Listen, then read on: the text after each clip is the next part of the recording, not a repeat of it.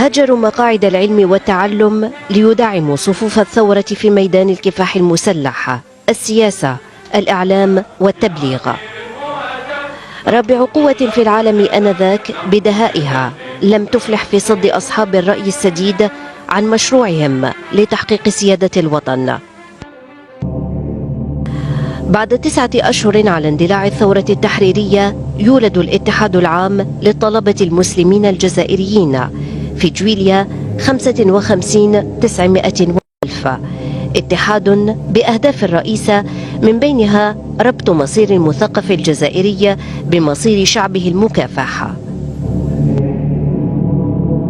في شهر مارس 56,900,000 يشرع الاتحاد في نشاطه السياسي بعقد مؤتمره الثاني في مدينة باريس، ليتخذ المؤتمرون جملة من القرارات ويطالبوا باستقلال الجزائر غير المشروط وفتح باب المفاوضات مع جبهة التحرير الوطني.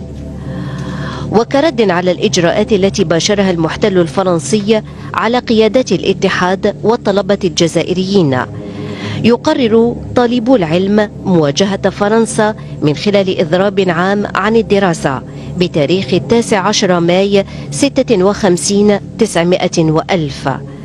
حدث وتاريخ حقق الأهداف المرجوة، أظهر استعداد الطالب الجزائري لدخول ميدان الكفاح المسلح، وبرهن على تضامنه مع معاناة شعب حامل لقضية وطنية عادلة.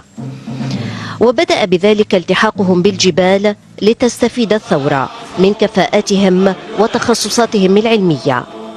انتصارات القضية الجزائرية تحقق، الإدارة الاستعمارية الفرنسية تدرك الخطر فتصدر قرارا بحل الاتحاد العام للطلبة المسلمين الجزائريين في يناير 58,900,000.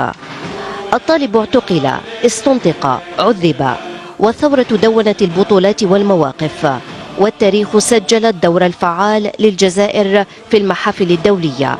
الطلبة أبناء الجزائر برهنوا أثناء الثورة بمراحلها من الكفاح المسلح إلى المفاوضات السرية والعلنية مع المحتل الفرنسي، برهنوا أنهم رجال في المواجهة بالسلاح والكلمة، فكان لهم ما أرادوا بانتصار الجزائر.